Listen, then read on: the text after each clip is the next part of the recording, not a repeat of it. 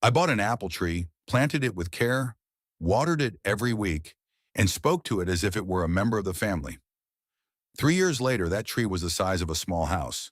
The branches took up half the garden, and when summer arrived, we harvested exactly 16 apples.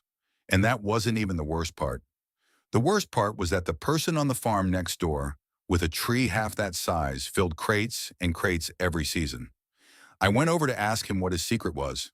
He looked at me, pointed to his tree, and said a single word: March.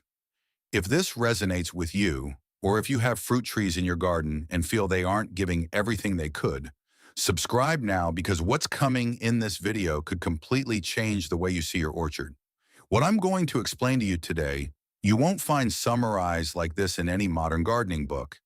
It's the difference between a tree that gives you plenty of fruit year after year and one that simply takes up space. And it all revolves around a window of time that most home gardeners let pass without knowing: the month of March. March is not January. That matters more than you think. And if you're thinking, but I already read something about winter pruning, wait, because what I'm going to explain to you today is different and has to do with something the tree's biology does differently when the buds begin to wake up. Something you can take advantage of in a unique way this month. If you don't understand this difference, you can prune your trees and still see no improvement in the harvest. But if you do understand it, you're going to triple your production with the same hands, the same tools, and the same trees you already have. Let's get into the 7 fruit trees. The apple tree. It is the most important fruit tree in temperate European climates and the most responsive to pruning of all those we will see today. If you have only one fruit tree in your garden, it's most likely this one. And if you've been frustrated for years because it produces little, almost certainly, the cause is that no one ever explained to you how to redistribute its energy. An unpruned apple tree in the wild can reach 10 meters in height. It produces perhaps 40 or 50 apples a year scattered across branches you can't even see from the ground. In contrast, a well-pruned apple tree in a home garden kept around 2.5 meters or 3 meters in height can give you 250 apples a year, all accessible from the ground. The difference isn't in the fertilizer, it's not in the watering, it's not in the variety, it's in what you do with the secateurs in March. So why March and not January or February? Here comes the first piece of information that changes everything. In January and February, the tree is still in deep vegetative rest. When you prune at that time, you're doing structural pruning, forming the tree's skeleton. That's valuable, but it has a side effect. It stimulates the vigorous growth of new wood. The tree interprets the cuts as a sign of attack and responds by producing strong vegetative shoots. More wood, less fruit. March, on the other hand, is the time when the buds begin to swell, but the tree has not yet fully sprouted. In this threshold, the tree is coming out of dormancy, and pruning wounds heal with extraordinary speed because the sap is already moving. The tree's energy reserves are at their highest point before the expenditure of sprouting. When you prune now at this precise moment, the tree does not interpret the cuts as a danger signal that activates defensive growth. Instead, it directly redirects that accumulated energy towards the production of flowers and fruit. How do you prune the apple tree in March? First, remove all dead or diseased wood. Dead wood is gray, dull, without buds. Cut it flush at the junction where it joins the rest of the structure. Second, remove branches that point inward towards the heart of the tree. These branches will never receive enough light to produce quality fruit, and they create a humid microclimate that favors fungi. Third, identify the main leaders, which are the structural branches that come directly from the trunk, and shorten them to a bud that points outward. Always cut half a centimeter above the bud at a slightly slanted angle so that water drains away. The ideal shape for a domestic apple tree is the pyramid or central axis. Short branches, controlled tree height, a well-lit canopy throughout. This shape is not just aesthetic, it's functional. Short branches better resist the weight of fruit and ice, and the open canopy allows sun to reach each cluster, which improves the fruit's sugar. Not pruning the apple tree in March is letting the tree make its own decisions. And a tree's decisions, from an evolutionary point of view, will always favor growth over reproduction. That's what they've done for millions of years to survive. Your job as a gardener is to redirect that instinct. The pear tree. The pear tree and the apple tree are cousins in the same botanical family and are pruned with very similar criteria. But there is a key difference you should know. The pear tree tends to be even more vigorous than the apple tree. This means that if you don't control it well, it will put even greater proportions of energy into making wood and less into making fruit.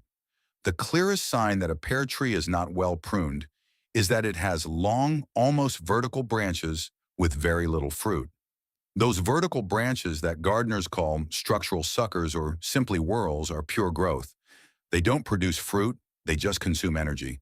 In March, pear pruning follows the same pattern as the apple tree.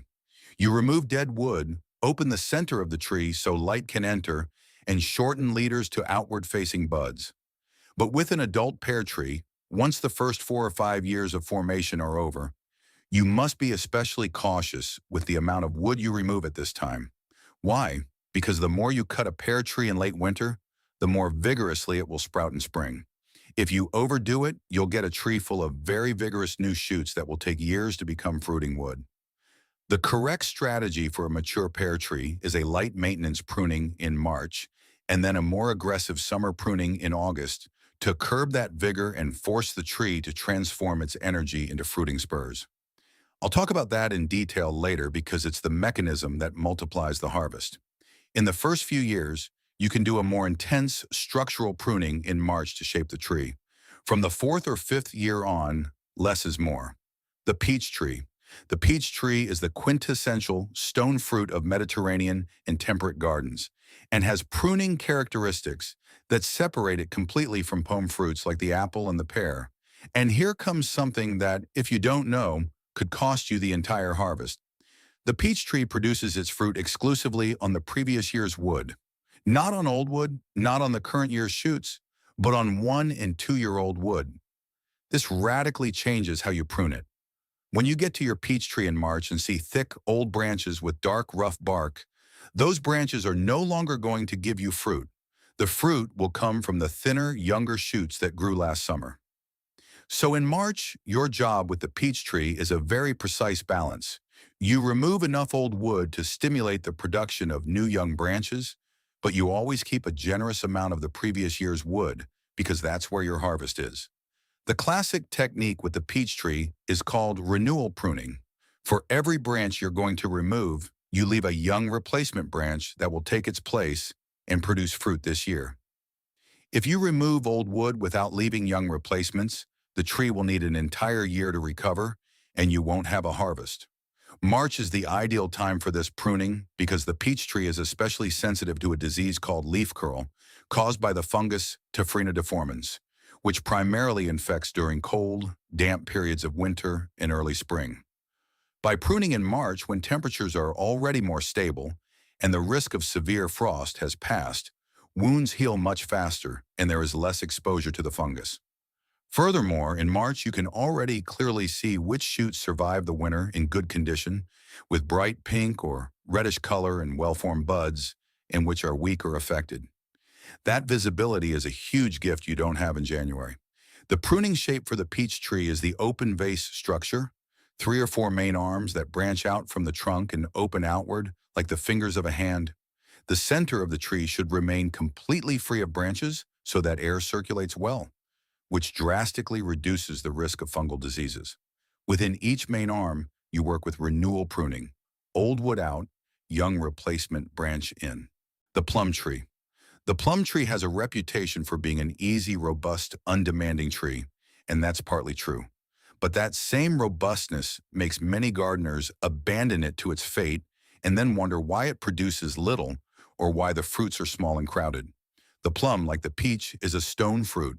It carries the same risk of diseases entering through pruning cuts, especially the disease known as silver leaf or Chondrosterium purpureum, a fungus that can destroy entire branches in a few months if pruning wounds are left exposed in cold and damp conditions. March is the golden month for the plum tree for exactly the same reason as for the peach tree. The risk of hard frost has passed in most regions, temperatures are more stable, and healing is fast. And this, with the plum tree, is not optional. If you prune in December or January and the temperature drops sharply afterwards, An open wound in the plum tree can be the entry point for diseases that ruin the tree in a single season. What you should do in March with the plum tree, remove all water shoots without exception.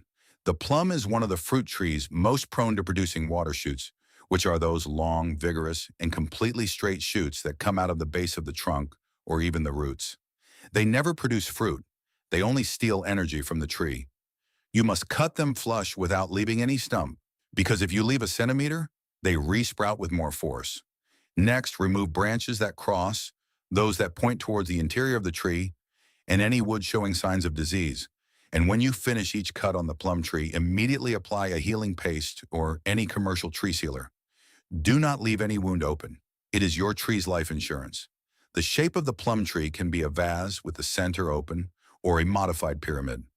What matters is that the tree is manageable in height, not exceeding 3 meters if you can avoid it, and that the canopy allows for good air circulation.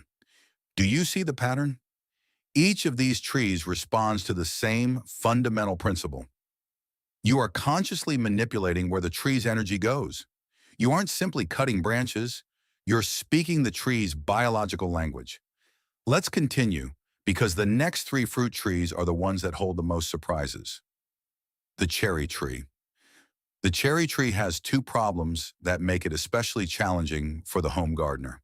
First, it grows very fast and very tall. An unpruned cherry tree can easily reach 10 or 12 meters in a few years, putting all its fruit at a height that only birds can reach. Second, as a stone fruit, it shares the same vulnerability to fungal diseases as the plum and peach tree. Pruning for the cherry tree should be done in March, just when the buds are swelling, but before the shoots have opened. At this moment, the tree is starting its activity and wounds close quickly, which minimizes the time of exposure to fungi. With the cherry tree, the main objective of pruning is to keep the tree at a manageable height, between 4 and 5 meters at most. To achieve this, every year in March, you cut the main leaders to limit height, always leaving a fork or a lateral bud as a continuation point. If you simply cut the leader without leaving a replacement branch, the tree produces 10 new shoots at the cut point, competing with each other, and the result is worse than before. The second thing you do with the cherry tree in March is thin out the lateral branches to improve light penetration into the interior of the canopy. Cherry trees are very susceptible to fungal diseases in humid environments with poor ventilation.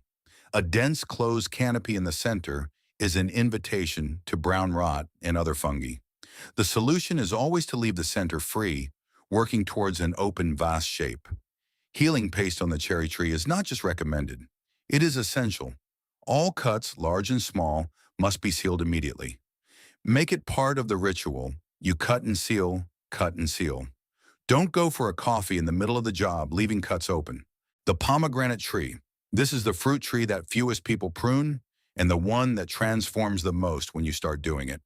The pomegranate, left to its own devices, grows in a shrub-like manner. It shoots out a multitude of sprouts from the ground, from the branches, and from the trunk, and becomes a tangle of branches competing with each other. The result is an impressive shrub that produces few pomegranates, which are small and of mediocre quality. But when you prune it correctly, the pomegranate can produce 30 or 40 large pomegranates on a domestic tree. The ideal time to prune the pomegranate is precisely when the tree begins to emerge from vegetative rest and the buds begin to swell, which in most of mainland Spain and Mediterranean areas occurs between late February and throughout the month of March. At this moment, the tree has all its reserve energy accumulated in roots and trunk, ready to shoot upward. If you prune now, that energy is redirected towards the branches you have decided to keep, instead of dissipating into dozens of shoots that lead nowhere. What do you do with the pomegranate in March? The first and most important thing, remove all, absolutely all shoots and suckers that grow from the base of the tree and the ground. The pomegranate produces suckers with extraordinary abundance, and if you leave them, in 2 years you have an unmanageable shrub. Cut them flush with the ground. Second, if you are in the first years of training the tree, decide if you want to form it with a single trunk or with 2 or 3 main trunks. The multi-trunk shape, which simulates the natural growth of the pomegranate, is perfectly valid and very decorative. What matters is that you are the one who decides, not the tree. Within the structure you've chosen, the principle is always the same. Remove branches going towards the interior of the tree, those that cross, and dead or very old wood. Leave the young branches oriented outward because the pomegranate produces fruit on the previous year's wood and on 2-year-old wood. Old branches with very thick and dark bark do not produce. They must be renewed gradually year by year. One thing that surprises people when they start pruning the pomegranate: the first year after aggressive pruning, production may drop. That is normal. The tree is rebuilding its structure. The second year, the difference is so striking, it's hard to believe. The fig tree. The fig tree is the quintessential Mediterranean fruit tree, under cultivation longer than any we have seen so far, and it has a biological peculiarity that makes it different from all the others. It produces 2 harvests a year. The first harvest, called brevis, occurs in spring and early summer on the previous year's wood. These are the large fruits, the ones that ripen between May and June. The second harvest, called figs, occurs in summer and autumn on the current year's shoots. This dual nature has a direct consequence on how you prune in March. If you prune too aggressively, you remove the previous year's wood and lose the brevis. If you don't prune at all, the tree fills with old branches that reduce general production, and the fruits are smaller. The correct balance with the fig tree in March is this: maintenance pruning and thinning, not aggressive structural pruning. What you do is remove branches that are clearly dead or badly damaged, thin out crossing branches or those going towards the interior of the canopy, and control the height by cutting leaders that are climbing too high. The fig tree tolerates pruning very well, but it has a weakness. When you cut, it secretes an abundant white latex that irritates the skin and can cause burns if it comes into contact with the eyes. Always use gloves and protective goggles, and keep in mind that sap loss can be significant in large cuts. Therefore, on the fig tree, it is especially important to make clean, quick cuts with well-sharpened tools and seal large cuts with healing paste. Another important thing with the fig tree in March is the time to remove all the figs that dried on the tree last autumn and did not ripen. Those dried figs are reservoirs for diseases and pests. If you leave them, fungi and insects overwinter in them and will attack the new growth. The tree you have in your garden that produces a dozen figs a year because its branches are in total chaos can, with correct pruning in March for 2 or 3 consecutive years, transform into a tree that gives you baskets and baskets of sweet fruit. I'm not exaggerating. It's what pruning does when you understand the biology. Now then, you've pruned the 7 trees in March. You've opened the canopies. You've removed dead wood. You've shaped the structure. Now what? Why is this going to triple your harvest and not just improve it a little? Here is where the part most videos and books never explain comes in, the part that ties everything else together. Imagine a fruit tree's energy like the water in a river. That river has a fixed amount of water coming from the photosynthesis in the leaves. And that river has to be divided among 3 branches: growth, that is, making new wood; maintenance, which is keeping the existing structure alive; and reproduction, which is making flowers and fruit. In nature, the tree always privileges growth and maintenance. Reproduction is last because, from an evolutionary point of view, a tree that grows large and lives a long time has a better chance of reproducing in the long run than one that spends all its energy on making fruit one year and then dies. Your goal as a gardener is exactly the opposite. Do you want a small, manageable tree that puts most of its energy into producing fruit year after year for decades? March pruning, done correctly, takes the first step. It establishes or maintains an efficient structure that prevents the tree from wasting energy on unproductive branches. Every cut you make is a decision about where the energy goes, but March pruning alone does not triple the harvest. What triples it is the combination of March pruning with summer pruning. And here comes the second pillar of this system. Summer pruning is performed in August, in the first half of the month, when the year's new growth is already established and the growing season is coming to an end. At that moment, you shorten all the new shoots of the year. You shorten the tree's main shoots, leaving them at about 15 cm. You shorten the secondary branches that come off those main shoots to 7 or 8 cm, and any tiny shoot coming off those secondary ones, you shorten to 2 or 3 cm. Why does this work? Because when you shorten the shoots in August, the tree can no longer respond by creating more growth because the growing season is almost over. So it does the only thing it can do, transform those cut buds into fruiting spurs, those small, chubby, short protrusions that in spring will produce the flowers, and from the flowers, the fruit. March pruning shapes the tree and removes what isn't useful. August pruning forces the tree to convert its energy into fruit. Together in an annual cycle, they are what turns a mediocre tree into a food production machine. And there are concrete numbers behind this. An apple tree that, without pruning or with poor pruning, produces between 8 and 10 kilos per year, can produce 25 to 30 kilo with a system of late spring pruning plus summer pruning after 4 or 5 years of work. A pear tree can go from 5 or 6 kilos to 20, a peach tree from 4 kilos to 12 or 15. A plum tree that barely produced can fill entire buckets for you. That is what tripling the harvest means.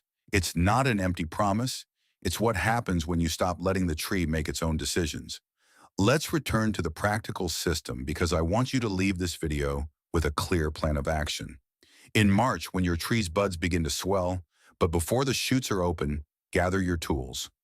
Well-sharpened secateurs disinfected with alcohol or diluted bleach, a handsaw for thick branches, healing paste for stone fruits and for the fig tree, and gloves. You start with the apple tree.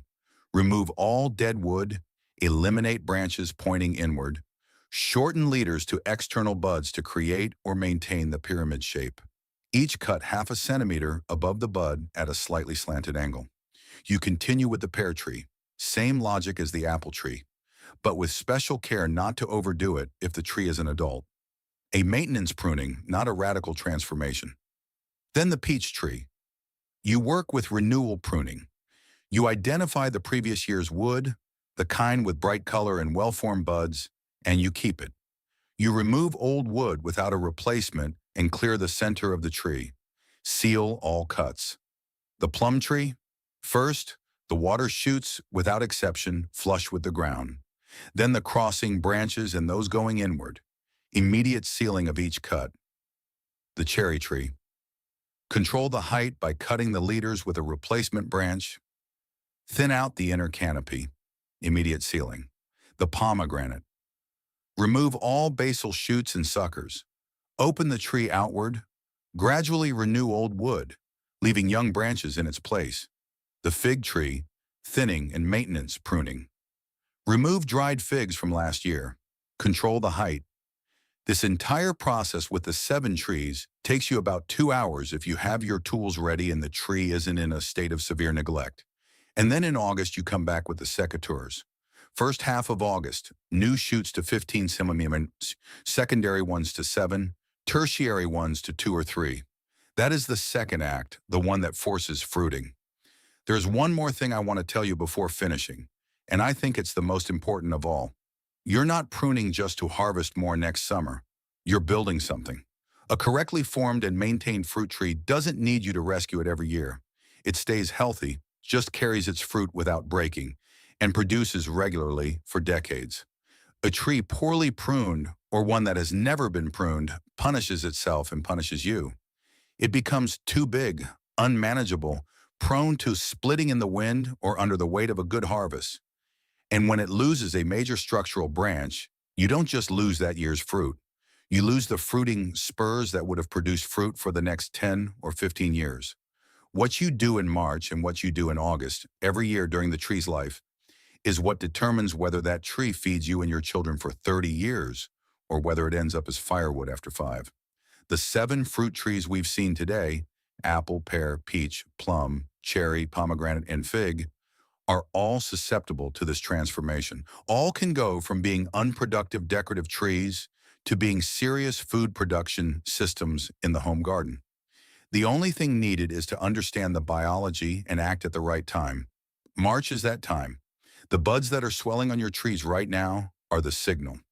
When you go out there tomorrow morning and see that the buds have started to open, you'll already know what you have to do. Shape in March, force fruit in August. If this guide on how to transform your fruit trees has changed the way you see your orchard maintenance, make sure to subscribe and like the channel. We are unearthing the secrets of nature that are often forgotten. Cultivate your future today. The next treasure of knowledge will open very soon.